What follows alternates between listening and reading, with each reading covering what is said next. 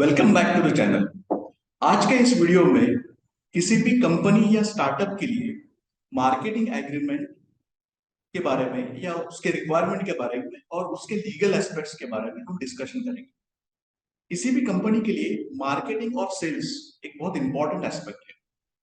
Marketing से एक brand awareness हो जाती है, उस स्टार्टअप को या बिजनेस को क्लाइंट्स मिल जाते हैं और उसके साथ ही एक कॉम्प्रिहेंसिव डिटेल मार्केटिंग एग्रीमेंट की वजह से जो मार्केटिंग होती है वो एक कॉस्ट इफेक्टिव वे से, रीजनेबल तरीके से और एफिशिएंटली हो सकती है। तो मार्केटिंग जो होता है वो एक डॉक्यूमेंट में सारा उसका जो टर्म्स एंड कंडीशंस है वो स्टिपुलेटेड होना बहुत जरूरी होता है।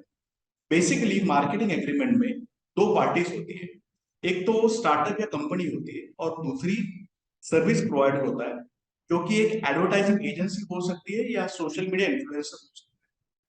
मार्केटिंग एग्रीमेंट के लीगल एस्पेक्ट्स को जानना बहुत जरूरी है। जब भी आप आपका प्रोडक्ट या सर्विस उसको मार्केट करने के लिए किसी एजेंसी को अप्रोच करोगे तो ये मैंडेटरी होगा कि आपके कंपनी से रिलेटेड जो भी इंटेलेक्चुअल प्रॉपर्टी है, जो भी आपका इनोवेशन है, वो आपको उस एजेंसी के साथ शेयर करना जरूरी होगा। इसलिए ये जरूरी है कि इंटेलेक्चुअल प्रॉपर्टी जो वो कंपनी उस एजेंसी के साथ शेयर कर रही है वो कौन ओन करेगी वो डिटेल में उसमें लिखा होना बहुत जरूरी है। उसके साथ ही कॉन्फिडेंशियल इंफॉर्मेशन जो किसी भी कंपनी या स्टार्टअप के लिए बहुत जरूरी होता है, उससे रिलेटेड एक क्लॉज उस मार्केटिंग एग्रीमेंट में होना जरूरी है।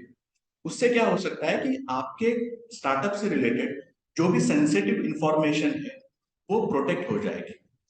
उसके साथ ही टर्मिनेशन क्लॉज एक जरूरी क्लॉज है कि मान लीजिए कि कल को आपको जो एडवर्टाइजिंग एजेंसी है वो चेंज करनी है, तो आपको ये स्कोप होना चाहिए कि आप उनको नोटिस देके या ईमेल द्वारा जो भी आपका म्यूचुअली डिस्कशन करके जो भी आप डिसाइड करते हो उस तरीके से वो एग्रीमेंट को आपको टर्मिनेट करना आना चाहिए।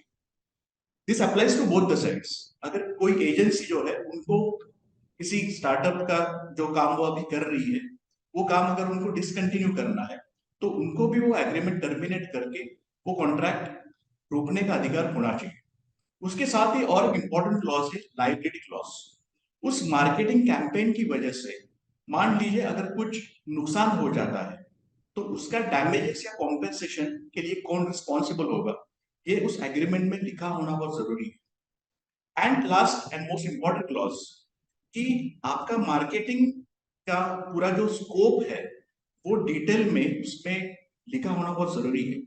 जैसे कि आपका मार्केटिंग करने का ऑब्जेक्टिव क्या है, what are the expected outcomes, आप उस मार्केटिंग के द्वारा क्या करना चाहते हो, कितने सेल्स जनरेट करना चाहते हो, कितने प्रॉफिट्स जनरेट करना चाहते हो। मे बी आप आपके लोकल कंपटीशन को बीट करके आगे मोनोपोली बनना चाहते हो। जो भी आपका ऑब्जेक्टिव है और आउटकम्स आप एक्सपेक्ट करते हो वो उसमें लिखा होना जरूरी है और जिससे कि आप आगे जाके मेजर कर पाओगे। उसके साथ ही ये जरूरी है कि पेमेंट ऑब्लिगेशंस उसमें स्टिपुलेटेड होना जरूरी है कि जैसे कि आप आपके एडवर्टाइजिंग एजेंसी को कितना पेमेंट कर रहे हो, वो डेट ऑफ पेमेंट क्या है, पेमेंट किस तरीके से करने वाले हो, ये सारी डिटेल्स उस मार्केटिंग एग्रीमेंट में होना बहुत जरूरी है। तो दोस्तों आज के लिए इतना है। होप कि आज के इस वीडियो से आपको यूजफुल इंसाइट्स मिले होंगे। Don't forget to like, subscribe and share this channel with your friends and family. Thank you so much.